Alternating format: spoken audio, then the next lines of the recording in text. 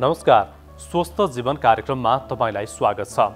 नेपाल सरकार स्वास्थ्य तथा जनसङ्ख्या मन्त्रालय, राष्ट्रिय स्वास्थ्य शिक्षा सूचना तथा सञ्चार केन्द्र र नेपाल टेलिभिजन बीच सहकार्यमा निर्माण गरिएको यो कार्यक्रम एनटिभी प्लसका साथै एनटिभी इटहरी र एनटिभी कोहलपुरबाट पनि यसै समयमा हेर्न सक्नुहुनेछ। हरेक मानिसले आफ्नो स्वस्थ जीवनको लागि अवलम्बन गर्नुपर्ने उपायहरूबारे हामीले कार्यक्रममा चर्चा गर्दै आइरहेका छौँ। गुणस्तरीय स्वास्थ्य सेवाको सुनिश्चितताले मात्रै समृद्ध नेपाल, सुखी नेपालीको राष्ट्रिय आकांक्षा पूरा हुन सक्छ। संविधानको मौलिक हकमै स्वास्थ्य सम्बन्धी हकको व्यवस्था छ। स्वास्थ्य सेवालाई कसरी व्यवस्थित र प्रभावकारी बनाउन सकिन्छ भन्ने बारे सरकारको योजनाका साथै विज्ञसँगको साक्षात्कार पनि यो कार्यक्रममा प्रस्तुत हुनेछ। सुरुमा आजका विषयतर्फ लागौं।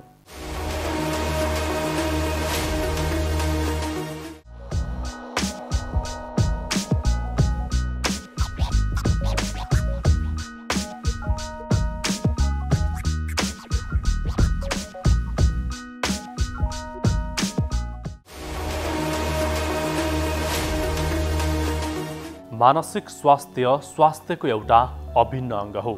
जसरी शारीरिक रूपमा स्वस्थ रहन जरुरी छ, त्यसैगरी मानसिक रूपमा पनि स्वस्थ रहनु उत्तिकै जरुरी छ। मानसिक स्वास्थ्य समस्या बालबालिकादेखि वृद्ध अवस्थासम्मका लागि हुन सक्छ। कतिपयलाई डिप्रेसन लगायत सामान्य समस्या हुन सक्छ भने कतिपयलाई जटिल प्रकारको मानसिक रोग पनि हुन सक्छ। नेपालमा 16 वर्ष उमेर समूहका किशोर किशोरीहरूमा सबैभन्दा बढी मानसिक समस्या देखिएको हालै सार्वजनिक भएको एक अध्ययनले देखाएको छ। नेपाल स्वास्थ्य अनुसन्धान परिषदले गरेको राष्ट्रिय मानसिक स्वास्थ्य सर्वेक्षण सम्बन्धी विशेष सामग्री आज हामीले प्रस्तुत गर्नेछौँ। मानसिक स्वास्थ्य समस्या विभिन्न कारणले हुन सक्छ। जटिल र सामान्य सबै खालका मानसिक समस्याको उपचार सम्भव छ। मानसिक स्वास्थ्य समस्या समाधानको लागि भएका प्रयासबारे पनि आज हामी चर्चा गर्दैछौँ। सुरुमा भने हालै सार्वजनिक भएको राष्ट्रिय मानसिक स्वास्थ्य सर्वेक्षण सम्बन्धी विशेष सामग्री। मानसिक स्वास्थ्य समग्र स्वास्थ्यको अभिन्न अङ्ग हो। जसरी शारीरिक रूपमा मानिस स्वस्थ रहन जरुरी छ, त्यसैगरी मानसिक रूपमा पनि स्वस्थ हुनु उत्तिकै जरुरी छ। मानसिक स्वास्थ्य समस्या बालबालिकादेखि ज्येष्ठ नागरिकसम्मलाई हुन सक्छ। सामान्यतया मानसिक रोग दुई प्रकारका हुन्छन्। एन्जाइटी, डिप्रेसन लगायतका समस्या सामान्य समस्या हुन् भने अर्को जटिल प्रकारको मानसिक रोग हुन्छ। नेपालमा 16 वर्ष उमेर समूहका किशोर किशोरीमा सबैभन्दा बढी मानसिक समस्या देखिएको एक अध्ययनले देखाएको छ।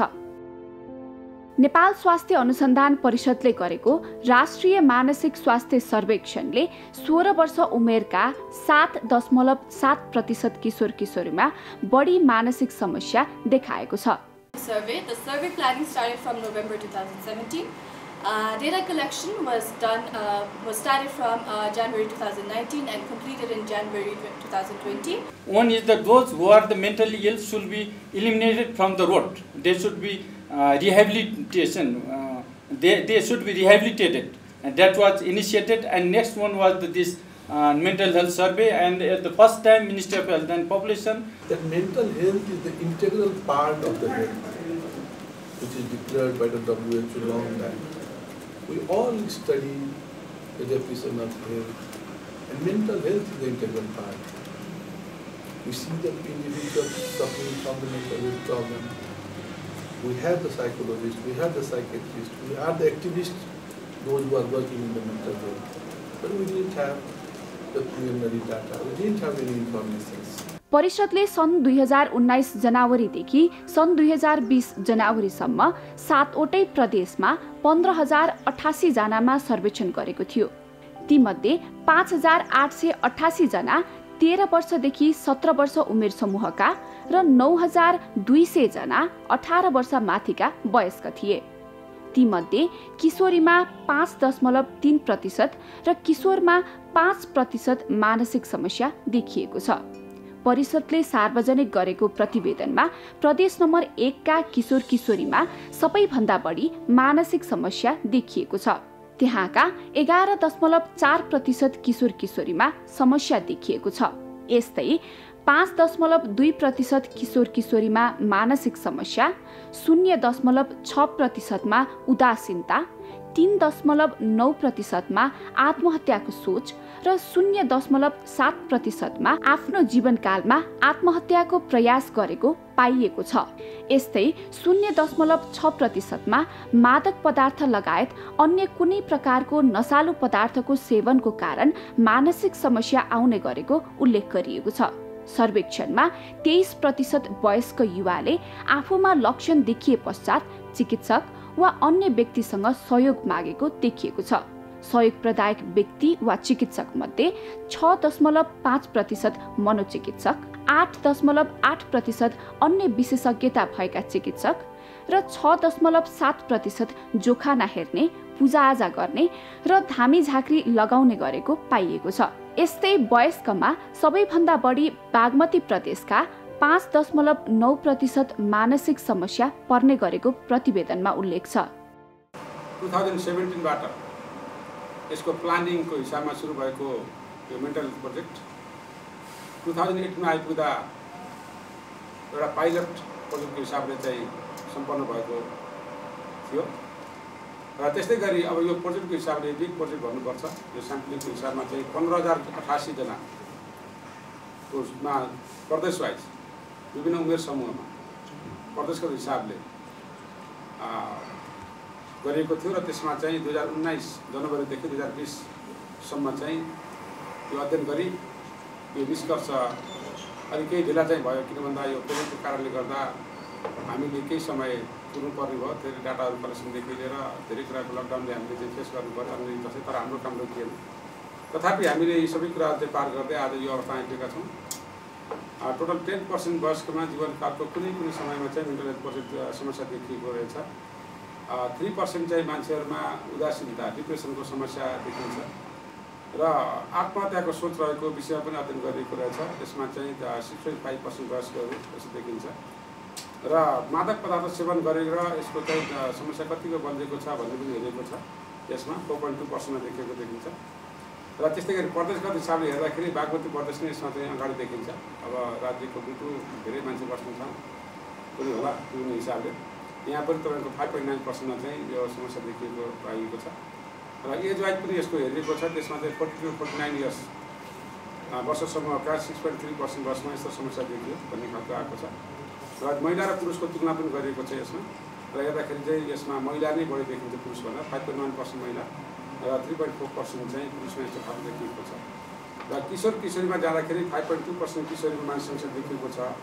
म डिटेलमा भन्न चाहिनँ र एज अनुसार हेर्दाखेरि 16 वर्षको चाहिँ यङ एडोलेसेन्ट चाहिँ पपुलेसन चाहिँ यसमा चाहिँ महिलाहरू चाहिँ समस्याग्रस्त भएको देखिन्छ र यो हेर्दाखेरि चाहिँ अब यो यसको निष्कर्ष केही निस्केको देखिन्छ। यसमा मानसिक समस्या भएको छ कि छैन भन्ने कुरा छैन भन्ने खालका सोचाइ आउने भए तापनि त्यो खालको बाहिर व्यक्त गर्न सक्ने समाधान चाहिँ त्यसको चाहिँ आफै खालको हुन्छ, यसको उपचार गर्नु पर्दैन भन्ने खालको चाहिँ सोचाइ आउने मानिसहरूमा र कहाँ गएर समस्या समाधान हुन्छ भन्ने खालका जानकारी पनि नहुने जस्ता खालको देखिएको छ र मेरो समस्या यस्तो छ भन्ने खालको भन्न नसक्ने, लज्जित हुने, आफ्नो पियर ग्रुपदेखि लिएर समाधान भन्न नसक्ने खालको पनि देखिन्छ र मान्छेलाई यो रोग आइसकेपछि बहुला पागल भएको भन्ने खालको सबै खालको समस्याहरू पनि यो खालको हाम्रो स्टडीमा देखिन्छ। त्यस कारणले गर्दाखेरि यो मलाई लाग्छ नेपालकै चाहिँ तपाईँको मेन्टल हेल्थको इतिहासमा एउटा बिग प्रोजेक्ट हो र बेस्ट चाहिँ कामहरू भएको छ।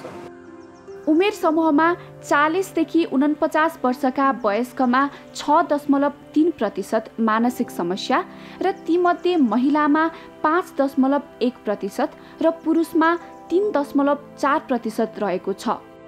सर्वेक्षणमा 10% वयस्कमा आफ्नो जीवनकालमा कुनै न कुनै समयमा र 4.3% वयस्कमा हालको अवस्थामा पनि मानसिक समस्या रहेको पाइयो। यस्तै 3% वयस्क उदासीनताका र 6.5%मा हालको अवस्थामा आत्महत्याको सोच र 1.1%मा आफ्नो जीवनकालमा आत्महत्याको प्रयास गरेको सर्वेक्षणमा पाइएको छ।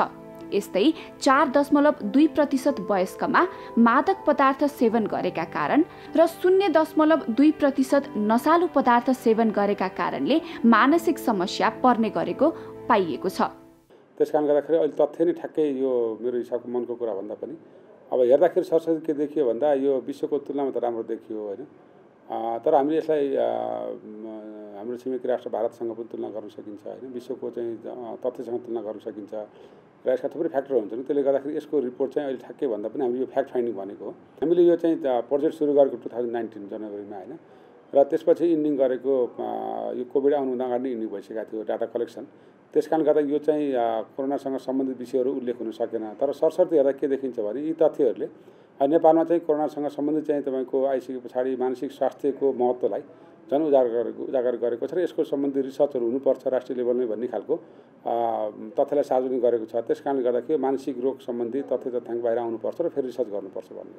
अब यसलाई चाहिँ नेसनल लेभलको सर्वे बनाउनु पर्ने जरुरी छ। अब हामीले पब्लिकको हिसाबले क्वारेन्टाइनमा बसेका मान्छेहरू होइन, अथवा चाहिँ मेडिकल पर्सनहरूको थप अझै समस्या के छ, अथवा महत्त्वपूर्ण हिसाबले जो मान्छे कोरोना निको भएर बाहिर जानुभएको छ, आउनुहुन्छ निको भएर बाहिर निस्कनु भएको छ, उहाँहरूको चाहिँ त्यो पिरियडमा होइन कस्तो अवस्था रह्यो, उहाँ चाहिँ अब काम गर्न साइकोलोजिकल चाहिँ अपडेट र प्रिपेयर हुनुहुन्छ कि हुनु त्यो गर्न एकदम जरुरी छ हेर्नुहोस् होइन। त्यस कारणले गर्दाखेरि यो बेला हामी सुनिरहेको छौँ नि त, मान्छे चाहिँ यो डिप्रेसनबाट सुसाइड गरेर मऱ्यो, के गर्यो, यस्तो विभिन्न कुराहरू होइन, झ्यालबाट हाम फालेर मऱ्यो, यी सब कुराहरू छन्। यसले गर्दा अत्यन्त झन् चाहिँ यसको महत्त्व चाहिँ झन् उजागर भएर आएको छ, गर्नै पर्ने हुन्छ यो एनएचआरसीको चाहिँ लेभलमा नेपाल सरकारको चाहिँ मात्रा रहेर हामीले गर्ने प्लान गरेका छौँ।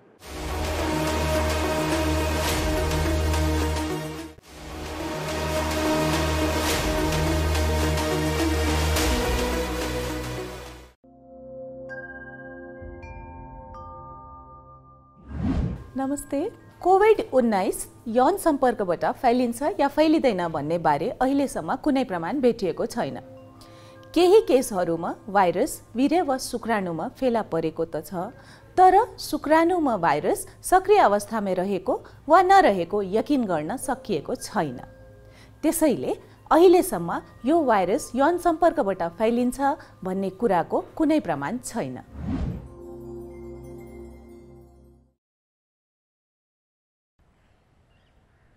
नमस्कार, मेरो नाम बाला राई, म अस्पताल नर्सिङ प्रशासक र अहिले म नर्सिङ तथा सामाजिक सुरक्षा महाशाखामा कार्यरत छु। आज म यहाँहरूलाई मास्क लगाउने सही तरिकाको बारेमा देखाउन गइरहेका छौँ। हामीसँग मास्क बजारमा धेरै किसिमका उपलब्ध छन्, जस्तै मेडिकल मास्क भयो, कपडाको मास्क भयो, N95, K95 विभिन्न प्रकारका, र N95 मा पनि फिल्टर भएका नभएका पनि हामीले मास्कहरू बजारमा उपलब्ध देख्छौँ। तर N95 मास्क चाहिँ विशेष गरी चाहिँ जुन कोरोना सङ्क्रमित व्यक्तिहरूसँग एकदमै क्लोज कन्ट्याक्टमा रहेर विशेष प्रक्रिया गर्दाखेरि मात्रै प्रयोग गर्ने हुनाले जनमानिसले साधारण हाम्रो मेडिकल मास्क वा कपडाको मास्क लाउँदा पनि हामीले सही तरिकाले प्रयोग गऱ्यौँ भने कोरोनाको जोखिमबाट चाहिँ हामी मुक्त हुन्छौँ। र त्यही क्रममा मैले आज यहाँहरूलाई सर्जिकल मास्क अथवा मेडिकल मास्क कसरी प्रयोग गर्ने भन्ने कुराहरू बताउन गइरहेको छु। र सर्वप्रथम जहिले पनि हामीले मास्क लगाउनुभन्दा अगाडि हातलाई धुनुपर्छ र सकेसम्म यदि हामीसँग उपलब्ध छ भने हामीले हातलाई साबुन पानीले मिची कम्तीमा पनि 20 देखि 40 सेकेन्डसम्म हामीले धुनुपर्ने हुन्छ। तर यदि हामीसँग हात धुने वातावरण छैन, अनुकूल नभएको अवस्थामा हामीले सेनिटाइजर प्रयोग गरेर पनि हातलाई सेनिटाइज गर्न चाहिँ सक्छौँ। अब म सेनिटाइज गरेर मास्क लगाउन चाहिँ सुरु गर्दैछु। हामीसँग यहाँ सेनिटाइजर छ र अब यो सेनिटाइजरलाई हामीले साधारणतया चाहिँ यसरी हातले थिचेर लिनुभन्दा पनि हामीले आफ्नो कुइनाबाट यसरी थिचेर लिँदाखेरि अझै सङ्क्रमणको जोखिमलाई चाहिँ कम हुन्छ र यो सेनिटाइजर हामीले पर्याप्त मात्रामा पुग्ने गरी लिनुपर्ने हुन्छ। र पहिले सुरुमा हामीले हात धुँदा होस् अथवा सेनिटाइजर प्रयोग गर्दा होस् WHO को मापदण्ड र नेपाल सरकारको मापदण्ड अनुसार नै हामीले 6वटा स्टेप्सहरू छन्, त्यसलाई चाहिँ पुरा गर्नुपर्ने हुनेछ, जसले गर्दाखेरि हाम्रो हातको भाग कुनै पनि भाग चाहिँ छुट्दैन। र यसरी हामीले हत्केलालाई यसरी माड्ने र यो माडे पछाडि हातको पछाडिको भागलाई पनि यसरी हामीले माड्नुपर्ने हुन्छ र एउटा हातको माडिसके पछाडि फेरि यो हातको माथि पनि हामीले चाहिँ यसरी माड्नुपर्ने हुन्छ र यो स्टेप पछाडि हामीले यो दुईटा हातलाई यसरी इन्टरलक गरेर पनि कम्तीमा 5 सेकेन्डसम्म हामीले यसरी माड्नुपर्ने हुन्छ र यो स्टेप सके पछाडि अब हामीले यो हातको टुप्पोको भागलाई भित्र भागमा लगेर यसरी फेरि यसलाई माड्नुपर्ने हुन्छ र यो हातको सकेपछि फेरि यसरी अर्को हातले हामीले यसरी माड्नुपर्ने हुन्छ। र विशेष गरी हाम्रो यो औँलाको भाग चाहिँ बुढी औँलाको भाग बढी मात्रामा छुट्ने भएकोले गर्दा यो बुढी औँलाको भागलाई पनि हामीले यसरी मजाले सेनिटाइजर प्रयोग लगाएर मार्नुपर्ने हुन्छ। त्यसै गरी अर्को हातको पनि बुढी औँलामा मजाले हामीले यसरी सेनिटाइजर लगाएर मार्नुपर्ने हुन्छ। र अन्तिममा जस्तो यो हाम्रो नङ पनि एकदमै छुट्छ र यो नङलाई पनि हामीले यसरी हत्केलामा राखेर यसरी मार्नुपर्ने हुन्छ।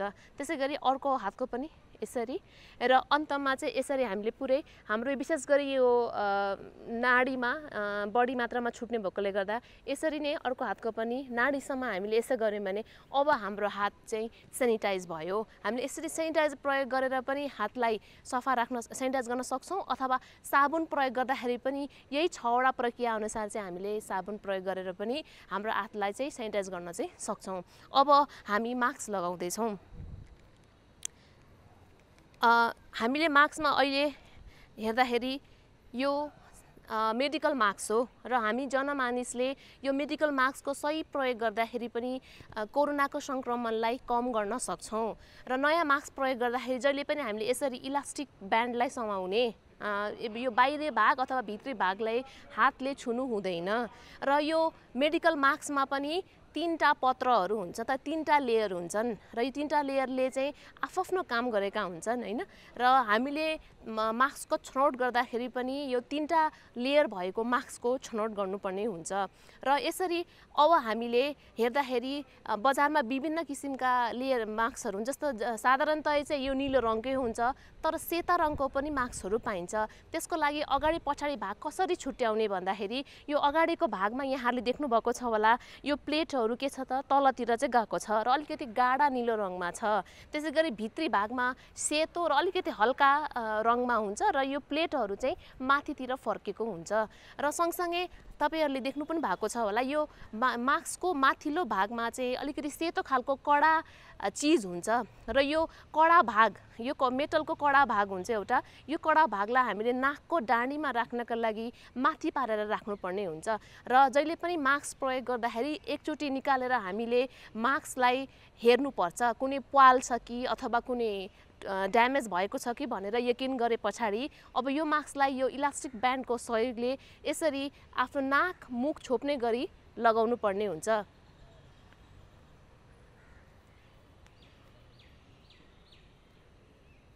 यो लगाएपछि अघि भने जस्तै यो नाकको यो जुन कडा भागको डाँडीलाई हामीले यसरी आफ्नो नाकको बनावट अनुसार चाहिँ यसलाई मिलाउनु पर्ने हुन्छ। र मिलाउँदाखेरि यसरी हामीले अनुहारमा फिट हुने गरी हाले मिलाउनु पर्छ। र त्यसपछि यो तल अब यो चिउडालाई पनि छोप्नु पर्ने भएकोले गर्दा यो नाकको डाँडीलाई समाएर यो चिउडाको भागलाई पनि यसरी हामीले तानेर यसरी मिलाउनु पर्ने हुन्छ। अब हाम्रो नाक मुख र चिउडा पूर्ण रूपले छोपियो। अब यो मास्क लगाएपछि हामीले यो बाहिरको भागलाई हातले छुनु हुँदैन। यसो छुँदाखेरि यो संक्रमण भएको हुन्छ र हाम्रो हातमा पनि फेरि संक्रमण भएर हामीले हाम्रो आँखा हात अरू ठाउँमा छुँदाखेरि संक्रमणको जोखिम चाहिँ बढ्न सक्छ।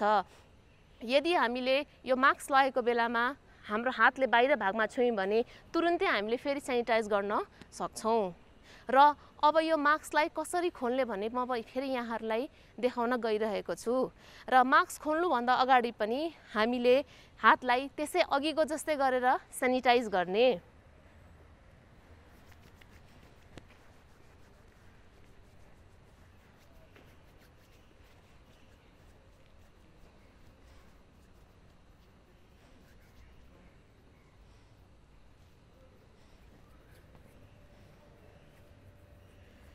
अब यदि हातमा देखिने खालको फोहोरहरू छन् भने हातलाई साबुन पानीले धुनुपर्छ। यदि देखिने फोहोर छ भने अनि देखिने फोहोर नभएको अवस्थामा अथवा साबुन पानी नभएको अवस्थामा हामीले सेनिटाइज गर्न सक्छौँ। र यो मास्क निकाल्दाखेरि अलिकति आफू यस अलिकति अगाडि झुके पछाडि कतै पनि नछोइकन यो कानको इलास्टिक ब्यान्डलाई यसरी निकाल्ने र निकाले पछाडि हामीले यसरी एउटा प्लास्टिक ब्यागमा राख्ने र यो प्लास्टिक ब्यागलाई यसरी हामीले मुख बन्द गरेर यसलाई ढक्कन भएको डस्टबिनमा हामीले यसरी विसर्जन गर्न सक्छौँ। र यसरी राम्रो व्यवस्थित गरेर हामीले मास्कलाई विसर्जन गर्यौँ भने संक्रमणको जोखिमलाई कम गर्न सक्छौँ। नमस्ते, म कुलेन्द्र विश्वकर्मा।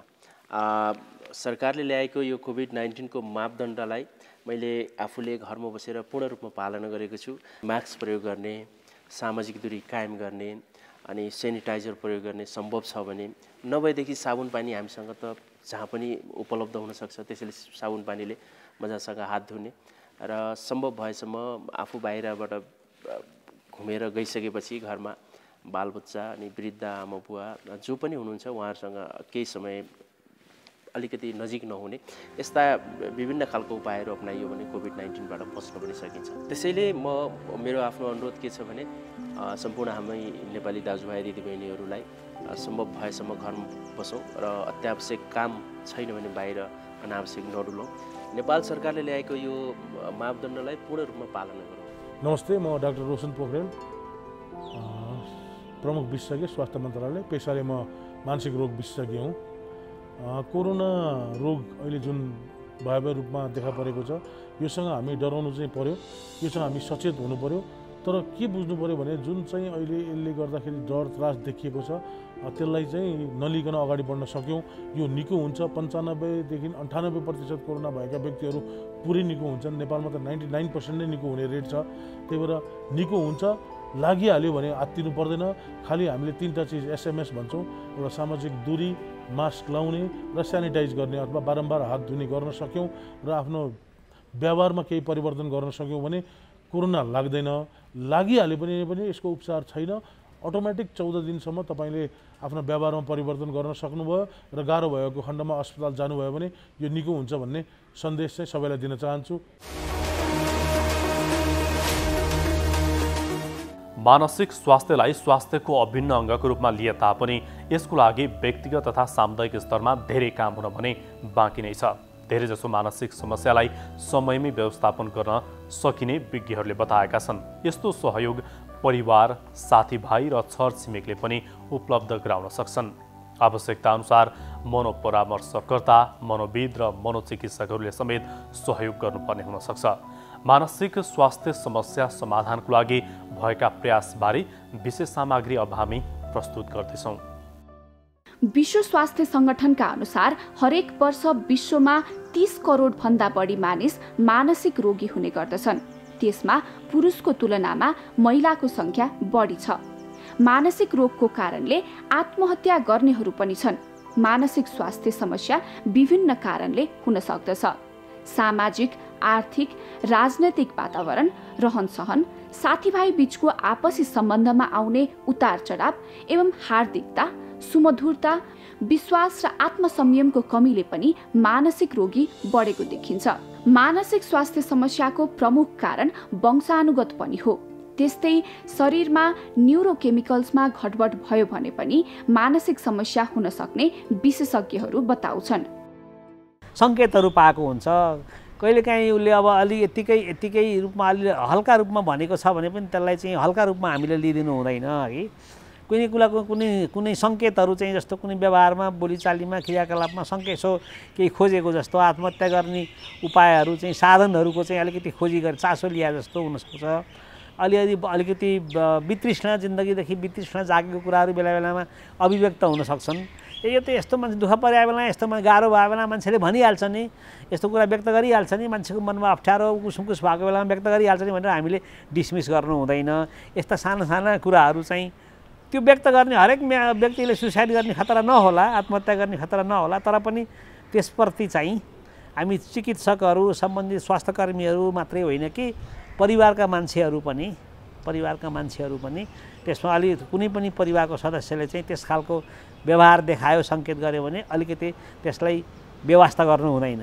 यदि परिवारमा कसैले सुसाइड गरेको छ अथवा कुनै व्यक्तिले पहिला असफल प्रयास गरेको छ अथवा कसैले सुसाइडप्रति चाहिँ विशेष खालको चासो राखेको छ, विशेष खालको चाहिँ त्यसले रुचि के जानकारी लिन खोजिरहेछ अथवा उसको चाहिँ अब त्यस्तै खालको मानसिक समस्याबाट उसका परिवारका अरू कोही चाहिँ गुज्रेका थिए र यो सुसाइडको प्रयास भएको थियो भने उनीहरूमा अझ विशेष निगरानी राख्नुपर्ने जरुरत देखिन्छ। र सुत्ने समय यस्तो हुनु पर्यो, यसमै फिक्स्ड हुनु पर्यो र त्यो चाहिँ त्यसले चाहिँ त्यहाँ जाने बित्तिकै हामीले त्यो निद्रा हाम्रो शरीरले, मस्तिष्कले चाहिँ निद्रा चाहिँ एसोसिएट होस् के कन्डिसनिङ होस्। त्यसैले अहिले स्लिप हाइजिनका कुराहरू मेन्टेन गर्नु पऱ्यो होइन। अनि हामी धेरै जस्तो चाहिँ ओछ्यानमा बसेर काम गर्ने बानी हुन्छ, त्यो गर्नु भएन। अनि खानपिनमा पनि अलिक उत्तेजना ल्याउने, अब दिमागलाई अलिकति चलायमान राखिरहने चिजहरू चाहिँ मध्याह्नपछि चाहिँ सेवन गर्नु भएन। अलिक शारीरिक रूपमा सबै समस्याहरूको चाहिँ कुनै एउटै सल्लाहले धेरै कुरा चाहिँ काम गर्ने के छ तपाईँले सोध्नुभयो भने फिजिकल एक्सर्साइजले तपाईँको डिप्रेसनमा बेटर गर्छ। तपाईँको शारीरिक स्वास्थ्यमा त शारीरिक स्वास्थ्यमा त मुटु लगायत गरि नै हाल्छ। हाम्रो मानसिक स्वास्थ्यमा पनि लागु पदार्थको दुर्व्यसन, डिप्रेसन, जे जति पनि समस्याहरू छन् नि, त्यहाँ तपाईँ त्यो व्यक्तिलाई चाहिँ कम्तीमा पनि न्यूनतम कति छ त्यो चाहिँ उसलाई शारीरिक रूपमा चाहिँ सक्रिय राख्न थाल्नुभयो, फिजिकल एक्सर्साइज उसलाई अभ्यास गर्न लाउनुभयो भनेदेखि अनि उसको धेरै मानसिक समस्याहरूमा चाहिँ त्यसले सहयोग गर्छ। र निद्रामा विशेष गरी त्यसले तपाईँ मजाले थाक्नुभयो, थकित हुने गरी तपाईँ एक्सर्साइज गर्नुभएको छ, काम गर्नुभएको छ, शारीरिक श्रम गर्नुभएको छ भने तपाईँलाई निद्राको समस्या प्रायः हुँदैन। त्यसैले के गरौँ भने अब बेलुकातिर भएपछि निद्रा पर्ने बेलाभन्दा अगाडि चाहिँ तपाईँले निद्रामा डिस्टर्ब हुने खालको पदार्थहरू खान पिउनु भएन, त्यस्तो खालको क्रियाकलाप गर्नु भएन।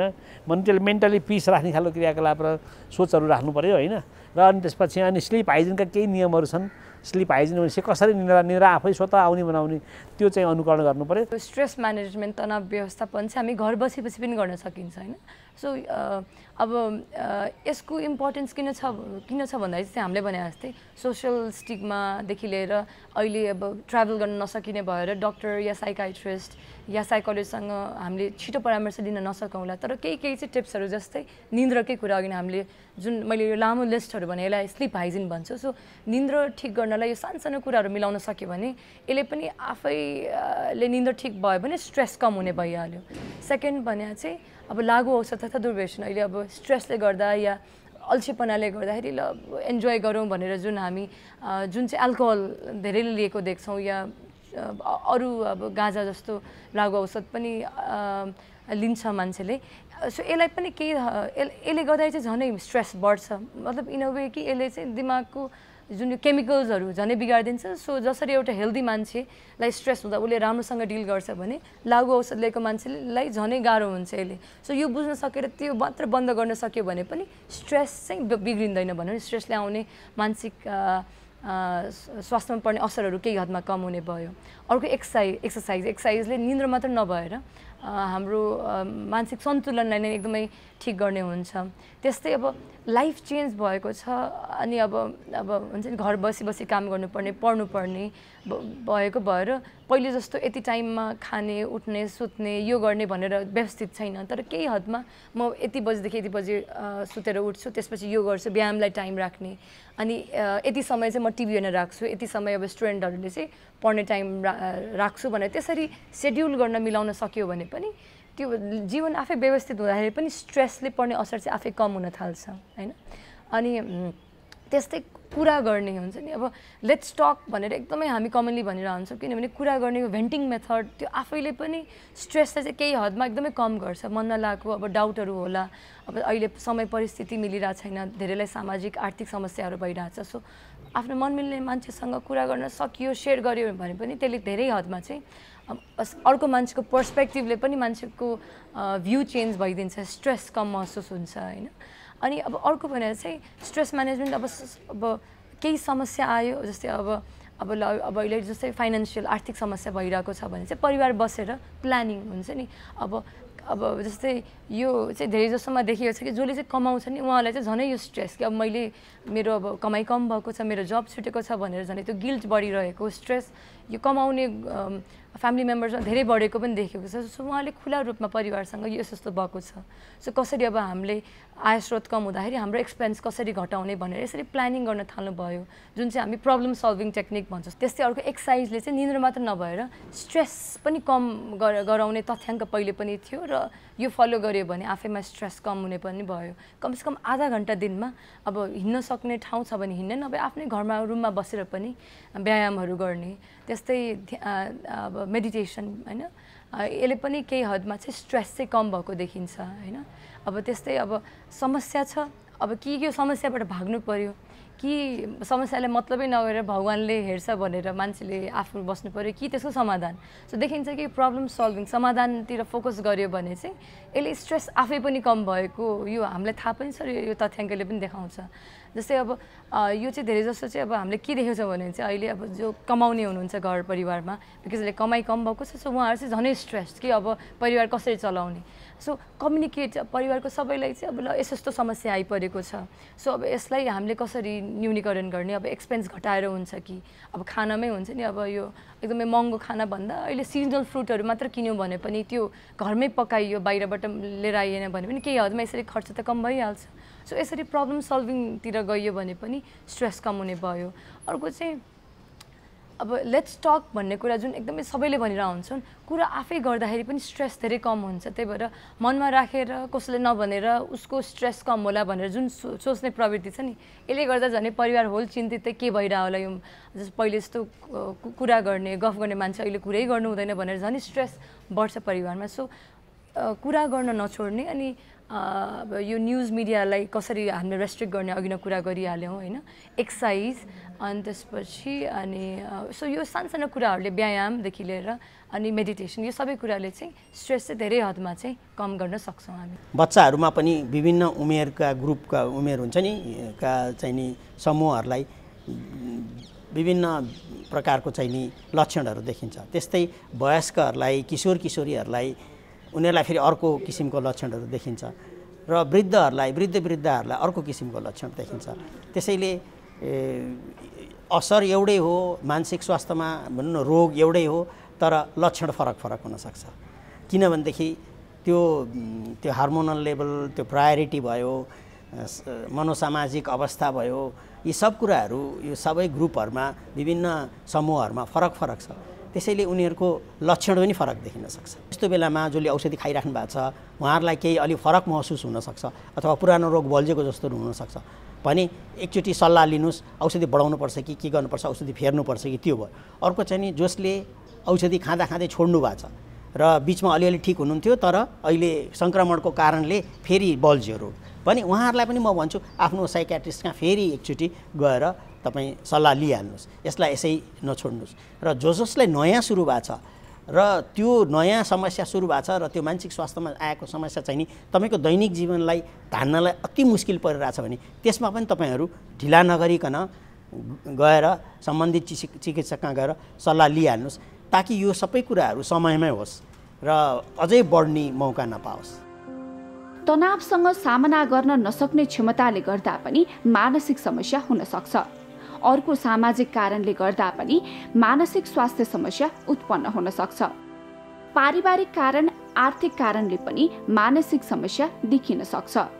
विद्यार्थीहरूमा पढाइको समस्याले पनि यस्तो मानसिक समस्या देखिन सक्छ। समस्यासँग लड्न सक्ने क्षमता बढाउन जरुरी रहेको विज्ञहरूको भनाइ छ। सरकारी स्तरबाट पनि मानसिक स्वास्थ्य समस्या समाधानका लागि विभिन्न प्रयासहरू भएका छन्। यो मानसिक रोग भने के भने पहिला यसलाई चाहिँ नि यसको उपचार छैन, यसको कुनै पनि एकचोटि भइसकेपछि भयो भन्ने किसिमले मान्छेलाई मानसिक रोग लागिसकेपछि पागल भयो बोलायो भन्ने, अनि त्यसको उपचार नगर्ने र उपचार गर्ने ठाउँहरू पनि थिएन। अहिले विज्ञानले के भन्यो भने यो पनि अन्य रोगहरू जस्तै रोग हो, यसको उपचार हुन सक्छ, यसको कारणहरू छ, यसको उपचार छ। तर नेपालमा के भने यसको धेरै प्राथमिकता पाएको थिएन, यो प्राथमिकता परेको थिएन। हामीसँग केही मानसिक अस्पतालहरू थियो, एउटा मानसिक अस्पताल र केही ठुल्ठुला अस्पताल, केही शाखाहरू थियो, केही साइकियाट्रिस्टहरू हुनुहुन्छ भनौँ। अहिलेसम्म पनि त्यो चाहिँ नि धेरै सङ्ख्यामा छैन।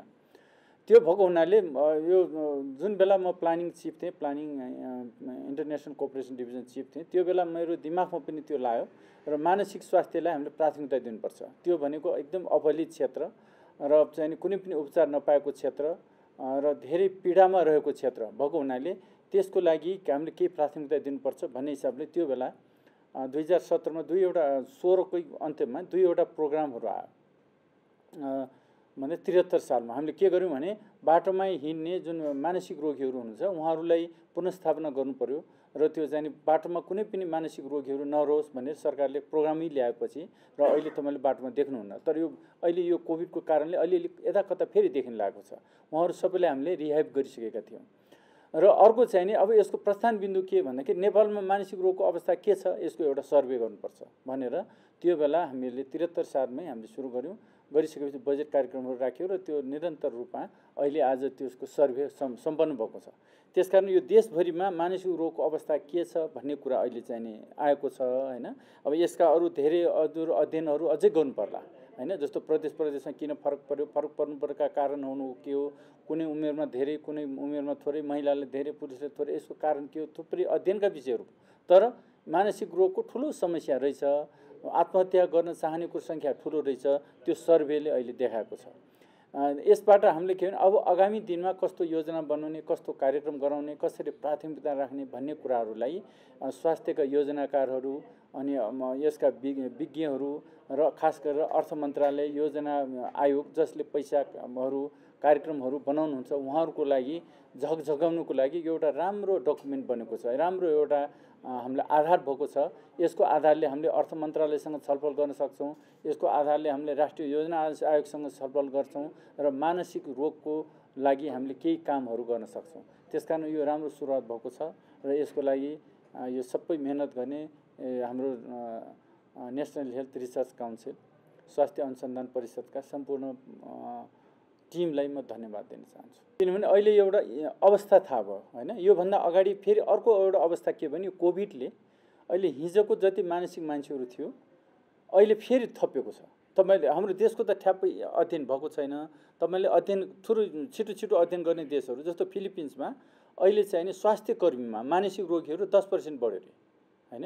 स्वास्थ्य कर्मी 100 जना छ भने 10 जनाले मानसिक रोगहरू आयो स्वास्थ्य कर्मीलाई हैन। भनेपछि अरू जनरल पपुलेसनको कुरा छुट्टै छ। आम जनतालाई अहिले चाहिँ नि अहिले मानसिक रोगी नहुनेहरू बहुत कम छ, थोरै र धेरैको कुराहरू छ। किनभने यसले लामो समयसम्म लकडाउन गयो, भोलिको अवस्था के हुने हो, रोग लगाइसकेपछि मरिने बाँचिने के हो, यसका धेरै कुराहरू छ हैन। त्यसले गर्दाखेरि यसले पारेको सामाजिक आर्थिक हाम्रो चाहिँ नि व्यवहारिक समस्याहरूमा दैनिक जीवनमा पारेको असरले मानसिक स्वास्थ्यलाई असर पारेको छ। सम्माननीय प्रधानमन्त्रीज्यूले पनि यसलाई सम्बोधन गरेर विशेष कार्यक्रमहरू ल्याउनको लागि उहाँहरूले सम्माननीय प्रधानमन्त्रीज्यूले पनि नेपालका यो विज्ञ यो मनोचिकित्सकहरू, मनो परामर्श दिने मान्छेहरू काउन्सिलरहरूसँग परामर्श गरेर स्वास्थ्य मन्त्रालयले निर्देशन पनि प्राप्त भएको छ।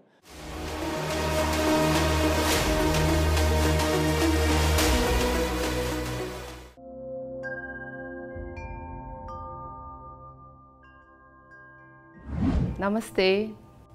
सर्दैन तर कुनै सङ्क्रमित व्यक्तिले भर्खरै हाच्छिउँ गर्दा वा खोक्दा तरकारी वा फलफुलमा छिटाहरू परेको छ र तपाईले उक्त वस्तुहरू छुनुभयो र हात साबुन पानीले नधोई आँखा र मुखमा छुनुभयो भने सङ्क्रमणको सम्भावना हुन्छ।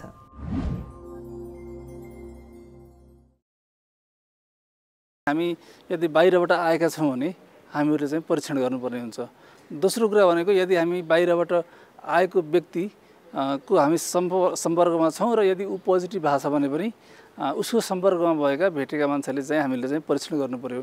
तेस्रो कुरा भनेको जसलाई लक्षण देखिन्छ, जस्तो चाहिँ अब ज्वरो आउनु, सुक्खा खोकी लाग्नु, सास फेर्न गाह्रो हुनु, अथवा एउटा टिपिकल लक्षण के छ भने कोरोना हो कि होइन भन्नको लागि यदि स्वाद र गन्ध दुवैमा अथवा स्वाद र गन्धमध्ये एकमा यदि चाहिँ हरायो भने त्यो अवस्था चाहिँ हामीले चाहिँ पिसिआर टेस्ट चाहिँ हामीले गर्नुपर्ने हुन्छ।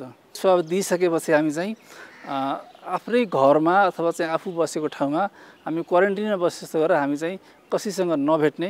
यदि चाहिँ हामी चाहिँ घरबाट बाहिर निस्किन पर्यो भने जस्तो चाहिँ सही तरिकाले चाहिँ मास्क लगाउने, ग्लोभ्स लगाउने, चस्मा लगाउने, अनि त्यसपछि व्यक्तिगत दूरी चाहिँ कायम गर्ने, हात चाहिँ सेनिटाइज गरिरहने, त्यो गरेर चाहिँ हामी चाहिँ रिपोर्ट आउने बेलासम्मको लागि सेल्फ क्वारेन्टाइनमा चाहिँ हामी बस्नुपर्ने हुन्छ। पोजिटिभ भएको छ भने जब चाहिँ हामीलाई फोन आउँछ त्यसपछि चाहिँ हामीले के गर्नुपर्ने हुन्छ भने तीनटा चाहिँ उपाय हुन्छ। एउटा कुरा भनेको हामी चाहिँ जस्तो चाहिँ होम आइसोलेसनमा बस्नको लागि, जस्तो हाम्रो चाहिँ छुट्टै फ्ल्याट छ अथवा छुट्टै घर छ हामी भने त्यो अवस्था चाहिँ हामी चाहिँ होम आइसोलेसनमा बस्नु चाहिँ राम्रो हुन्छ।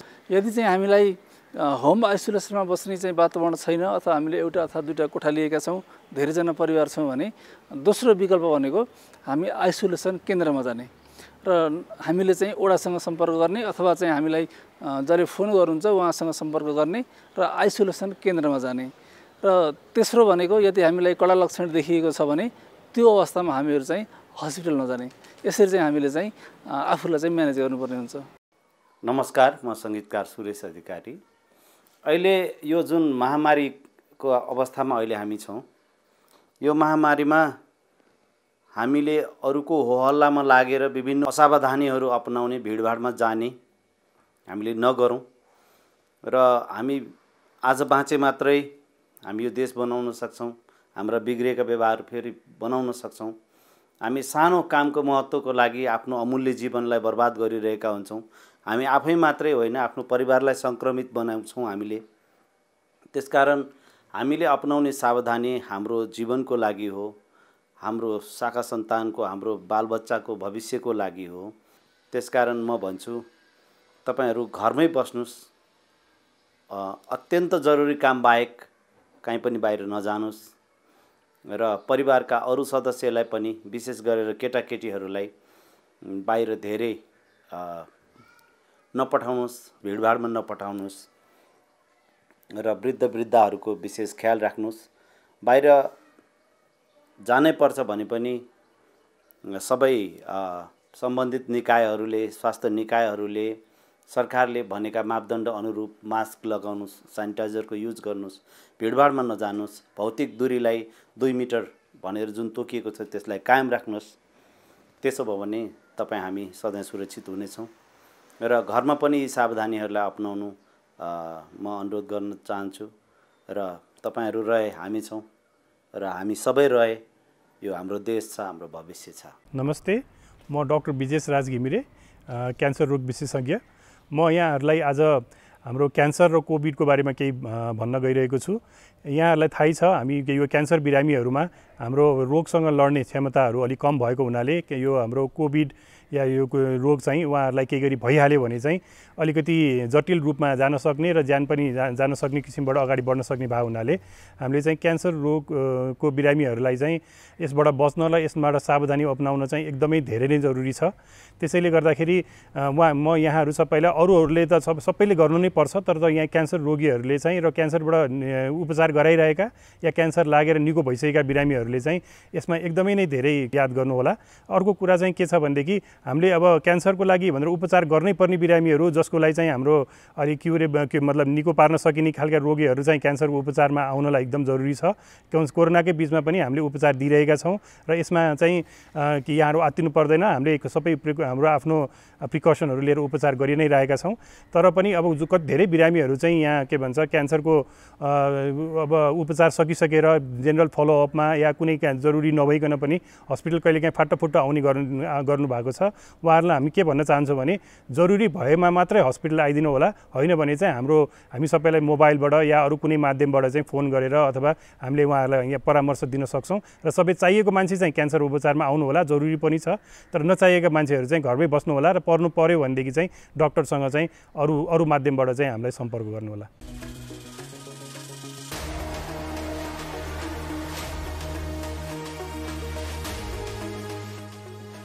कार्यक्रम स्वस्थ जीवन हरेक दिन एनटिभी प्लसबाट बिहान 7 देखि 8 बजेसम्म र पुनः साँझ 5 देखि 6 बजेसम्म, एनटिभी कोहलपुरबाट दिउँसो 1 देखि 2 बजेसम्म र एनटिभी इटहरीबाट दिउँसो 2 देखि 3 बजेसम्म प्रसारण हुने गरेको छ। स्वास्थ्य सम्बन्धी यहाँहरूको कुनै जिज्ञासा या समस्या भएमा हामी सम्बन्धित विज्ञहरूबाट समाधान खोजी कार्यक्रममा प्रसारण गर्नेछौँ।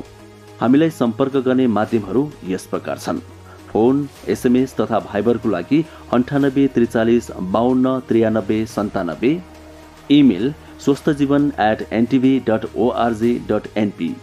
यस कार्यक्रमको बारेमा आफ्नो सल्लाह, सुझाव र प्रतिक्रिया पनि यहाँहरूले यिनै माध्यम मार्फत दिन सक्नुहुनेछ। साथै कार्यक्रममा के कस्ता सामग्री, विषय वा विज्ञहरू समेट्नु पर्ला भन्ने विषयमा पनि सुझाव दिन सक्नुहुन्छ। कार्यक्रम यहाँहरूले सामाजिक सञ्जाल मार्फत पनि हेर्न सक्नुहुनेछ।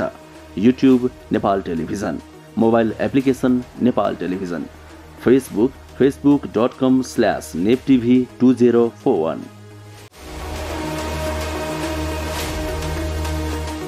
अब अहिले यो कोरोना महामारीको बेलामा सबैभन्दा महत्त्वपूर्ण कुरा भनेको मास्क हो सुरक्षाको लागि। त्यसैले मास्कको बारेमा चाहिँ थाहा पाउनु एकदमै जरुरी छ। अहिले धेरैले मास्कको प्रयोग गरिरहनु भएको छ, तर जतिले प्रयोग गरिरहनु भएको छ उहाँहरूले पनि यो राम्रो तरिकासँग प्रयोग नगरिरहेको अवस्था छ। त्यसैले मैले अहिले मास्कको बारेमा यो कसरी यसलाई सही तरिकाले प्रयोग गर्ने भन्ने बारेमा यहाँहरूलाई म केही कुराहरू बताउन चाहन्छु। मास्क मोटामोटी रूपमा हामीले 3 प्रकारका अहिले देखिराखेका छौँ। पहिलो प्रकार भनेको यो N95 मास्क छ। यो N95 मास्क भनेको यस्तो प्रकारको छ। यो N95 मास्कमा पनि 2 प्रकारको छ। एउटा यस्तो भल्भ भएको छ, यहाँ यस्तो भल्भ छ यसमा, र अर्को थरीमा चाहिँ भल्भ छैन। त्यसैले यो N95 मास्कमा भल्भ भएको र भल्भ नभएको गरी 2 प्रकारको छ। र अर्को यो सर्जिकल मास्क छ। यो सर्जिकल मास्क सबैभन्दा धेरै प्रयोग भइरहेको यो सर्जिकल मास्क हो। र तेस्रो चाहिँ कपडाले बनाएको, घरमै कपडाले बनाएको मास्क छ। अब यो मास्क लगाउँदाखेरि हामीले के कुरा थाहा पाउनुपर्छ भने अब यसलाई राम्रोसँग नाक र मुख छोपिने गरी लगाउनुपर्छ। यसरी राम्रोसँग नाक र मुख छोपिने गरी मास्क लगाउनुपर्छ र मास्क लगाउँदाखेरि यो भागमा समाउनुपर्छ। यो भागमा मास्कमा समाउनु हुँदैन कि यो कानमा अड्काउने भागमा समाएर अनि यसलाई यस प्रकारले लगाउनुपर्छ। टप्प हुने गरी नाक, गाला, तलको चिउडो कतैबाट पनि हावाभित्र बाहिर नआउने गरी यो लगाउनुपर्छ। र अहिले फुकाल्दाखेरि पनि यो पछाडिपट्टि कानको पछाडि फुकालेर यसरी फुकाल्नुपर्छ। र मास्क लगाउँदाखेरि र फुकाल्दाखेरि हात चाहिँ धुनुपर्छ। यो जरुरी छ कि हातले चाहिँ मास्कलाई छुन हुँदैन। यो पहिलो कुरो हो। दोस्रो कुरो, अब यो मास्क अब कहिलेसम्म लगाइरहने, यो आज लगाउने भोलि पर्सि कहिलेसम्म लगाउन मिल्छ भन्दाखेरि यो N95 मास्क बलियो छ। यसलाई तपाईँले पुनः प्रयोग गर्न सक्नुहुन्छ। यो महँगो पनि छ। यो स्वास्थ्य कर्मीहरूले प्रयोग गर्नुहोस् भनेर हामीले धेरै जस्तो जोड दिइराखेका छौँ। यसलाई चाहिँ लगाइसकेपछि घरमा गएर एकचोटि पखालेर साबुन पानीमा पखालेर घाममा सुकाइदिँदाखेरि हुन्छ भने यो सर्जिकल मास्क जुन चाहिँ धेरै आम नागरिकहरूले प्रयोग गरिरहनु भएको छ, यसलाई दोहोऱ्याएर प्रयोग गर्न हुँदैन। यो डिस्पोजेबल हुन्छ। एकचोटि लगाएपछि यसलाई फाल्नुपर्छ। तर अब केही कारणले गर्दा यसलाई दोहोऱ्याएर फेरि प्रयोग गर्नु पर्यो भने यसलाई धुन हुँदैन। धोएपछि यो बिग्रन्छ। यसलाई घाममा सुकाइदिनु भयो, राम्रोसँग घामको किरणमा सुकाइदिनु भयो भने त्यो फेरि यसलाई प्रयोग गर्न सकिन्छ। कम्तीमा यसलाई 1 घन्टादेखि 2 घन्टा चाहिँ घाममा सुकाउनुपर्छ। त्यसैले यो मास्कको बारेमा हामीले यति कुरा। अर्को कुरा के छ त भन्दाखेरि कपडाको मास्क पनि उत्तिकै प्रभावकारी छ। अब कपडाको मास्क तपाईँले 3वटा लेयर, 3वटा तहको कपडाको मास्क बनाउन सकिन्छ र त्यसलाई घरमा मजाले धोएर त्यसलाई घाममा सुकाएर पुनः प्रयोग गर्न सक्नुहुन्छ। त्यसैले मास्कै नलगाउनुभन्दा जस्तो प्रकारको मास्क भए पनि मास्क लगाउनु उचित हुन्छ। र अहिले कोरोना भाइरसबाट बच्ने सबैभन्दा महत्त्वपूर्ण हतियार भनेको मास्क नै हो। त्यस कारणले यो मास्कलाई चाहिँ सही तरिकाले लगाउनुहोस् भन्ने मैले अनुरोध गर्न चाहन्छु। स्वास्थ्य सम्बन्धी महत्त्वपूर्ण नम्बरहरू। स्वास्थ्य सम्बन्धी कुनै पनि जानकारी र सहयोगका लागि स्वास्थ्य तथा जनसङ्ख्या मन्त्रालयका हटलाइन नम्बरहरू 1115 र 1133 वा मोबाइल नम्बर 985112 55839। एम्बुलेन्स सेवाको लागि 102 र 112। वैदेशिक रोजगारीको क्रममा स्वास्थ्यमा समस्या भएमा अन्य सहयोग वा जानकारी आवश्यक परेमा श्रम, रोजगार तथा सामाजिक सुरक्षा मन्त्रालयको हटलाइन नम्बर 1141। शान्ति, सुरक्षा र अन्य सहयोगका लागि नेपाल प्रहरीको नम्बर 100।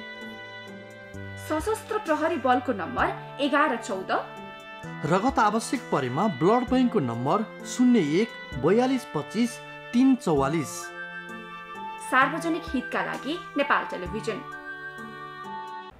नमस्ते, म डाक्टर राजु पङ्गेनी, म छाती रोग विशेषज्ञ। म आज विभिन्न श्वास प्रश्वास रोगसँग सम्बन्धित समस्याहरू र यसमा कोरोनाले गर्दा पार्ने असरहरूको बारेमा बताउँदैछु।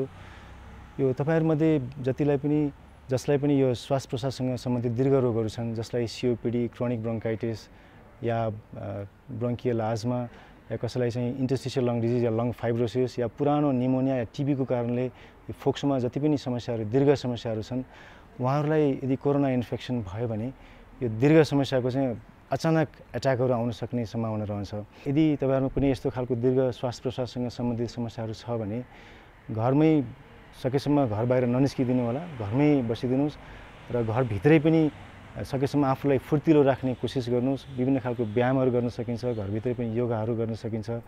यो श्वास प्रश्वाससँग सम्बन्धित यो फिजियोथेरापी एक्सर्साइजेसहरू पनि गर्न सकिन्छ र सँगसँगै प्रोटिनयुक्त यो पोषिलो आहारहरू पनि गर्दै गर्नु होला। घरमा पनि सकेसम्म आफू बाहिर हिँड्ने आधा घन्टासम्म हिँड्नुभयो भने पनि शरीर अलि फुर्तिलो रहन्छ र केही समस्या पर्यो जस्तै सास फेर्न अचानक गाह्रो भयो, ज्वरो आयो या चाहिँ खकार बाक्लो हुन थाल्यो, खकारमा पहेँलोपना आउन थाल्यो या खकारमा रगत आउन थाल्यो, कुनै पनि लक्षणहरू देखियो भने चाहिँ नजिकैको स्वास्थ्य चौकीमा स्वास्थ्य कार्यकर्ता या डाक्टरसँग सम्पर्क राख्नु होला। र यदि केही समस्या परेर तपाईँहरूसँग कुनै डाक्टरको नम्बर छ, तपाईँलाई पहिलादेखि देखाइराख्नु भएको डाक्टर हुनुहुन्छ भने उहाँहरूलाई फोनमा सम्पर्क गरेर उहाँहरूसँग सोधेर यो विभिन्न उपायहरू चाहिँ अवलम्बन गर्नु होला। र अर्को चाहिँ यो कोरोनाबाट बच्नको लागि जति पनि हामीले कुराहरू गर्छौँ, सामाजिक दूरी कायम गर्ने, बाहिर हिँड्दाखेरि मास्कको प्रयोग गर्ने, सरसफाइमा ध्यान दिने, यी सबै कुराहरू गरिदिनु होला। यो चाहिँ तपाईँहरू आफू पनि बस्नु होला र सँगसँगै अरूलाई पनि आफ्नो सङ्क्रमण सर्न सक्छ कि भनेर त्यो पनि ख्याल गरिदिनु होला। कोरोना भाइरस कोभिड-19 को त्रासका कारण कतिपयले मानसिक समस्याको सामना गरिरहेका छन्। महामारीका कारण आफन्तको मृत्यु, पीडा, रोजगारी गुमाउनु पर्दा वा गुम्ने खालको चिन्ता, भविष्यको अनिश्चितता जस्ता कारणले डिप्रेसन, चिन्ता लगायत मानसिक समस्या देखिएको छ। यस्तो समस्यालाई सरकार, नागरिक समाज, स्वास्थ्य अधिकारी र अरू सम्बद्ध निकायहरूले पनि सम्बोधन गर्न जरुरी छ। मनोचिकित्सक, मनोविद, विज्ञ वा मनोविज्ञानको क्षेत्रमा काम गरिरहेका व्यक्ति र अध्ययनकर्ताहरूले पनि मानसिक समस्याको पहिचान गरी सोही आधारमा उपचार पद्धति अपनाउन आग्रह समेत गरिरहेका छन्। मानसिक स्वास्थ्य सम्बन्धी विषयलाई बेवास्ता गर्न नहुने विज्ञहरूले बताउँदै आएका छन्। अहिलेको महामारीको समाप्तिपछि पनि मानसिक रोग देखा पर्न सक्ने भएकोले यसको उपचार तथा व्यवस्थापनको लागि दीर्घकालीन योजना पनि अत्यन्तै आवश्यक छ। आजको श्रृङ्खलामा हामीले नेपाल स्वास्थ्य अनुसन्धान परिषदले गरेको राष्ट्रिय मानसिक स्वास्थ्य परीक्षण सम्बन्धी विशेष सामग्री प्रस्तुत गर्यौं। यसका साथै मानसिक स्वास्थ्य समस्या समाधानको लागि भएका प्रयासहरूबारे पनि चर्चा गर्यौं। आजको लागि स्वस्थ जीवन कार्यक्रमको समय सकिएको छ। यो कार्यक्रम नेपाल टेलिभिजनको वेबसाइट www.nepaltvonline.com का साथै नेपाल टेलिभिजनको मोबाइल एप र फेसबुक, युट्युब जस्ता सामाजिक सञ्जालमा पनि हेर्न सक्नुहुनेछ। यो कार्यक्रममा तपाईको स्वास्थ्य सम्बन्धी समस्या, सरकारले प्रवाह गरेको स्वास्थ्य सेवा वा हाम्रो कार्यक्रमबारे तपाईको कुनै जिज्ञासा भए हामीलाई सम्पर्क गर्न सक्नुहुनेछ। सम्पर्क माध्यम हामीले टेलिभिजन स्क्रिनमा देखाइरहेका छौं। तपाईको समस्यालाई हामीले सरकारी अधिकारी वा विज्ञ मार्फत समाधान गर्ने प्रयास गर्नेछौं। आजको लागि स्वस्थ जीवन कार्यक्रमबाट हामी सबैलाई बिदा दिनुहोस्। नमस्कार।